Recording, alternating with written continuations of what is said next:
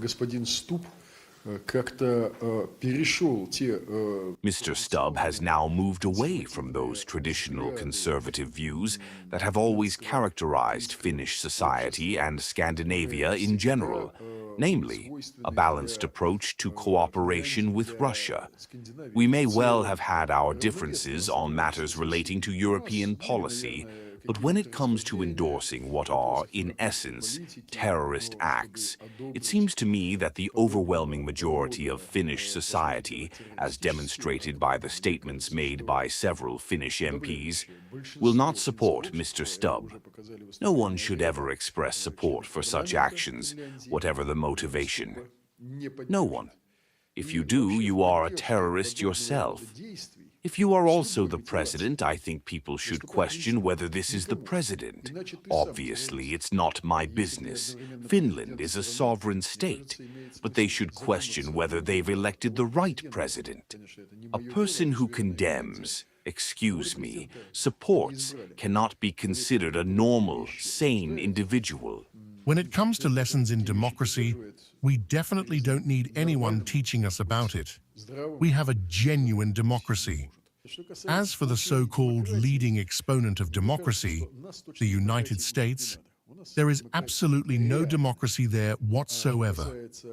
As for Europe, one could also discuss this topic at length or briefly and come to the conclusion that democracy in those very Western European countries, which still hold Russophobic views today, or rather, not even the countries themselves, but their so-called leaders, I said so-called because their people don't support them, both Scholz and Merz are, sadly, chancellors who, even setting aside their Russophobia, are having a negative impact on economic policy and on the state architecture of modern Germany, a country that has always been among the most significant players in European politics, the economy, and on the European continent as a whole.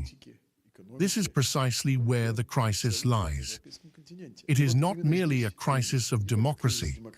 It is a crisis of common sense, a crisis of a normal attitude towards people, a crisis of a normal attitude towards security and cooperation in Europe.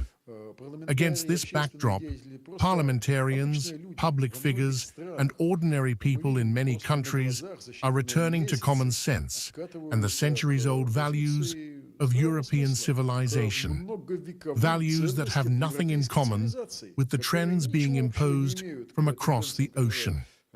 Multiculturalism and all such notions, as well as Russophobia, which is entirely alien to these countries, are clearly artificial. Europe and Russia have always been together, geographically, historically, and culturally. Russia is an integral part of European civilization. It has been, is, and will remain so, no matter how much certain so-called leaders try to claim the opposite through their pathetic get-togethers in Kyiv.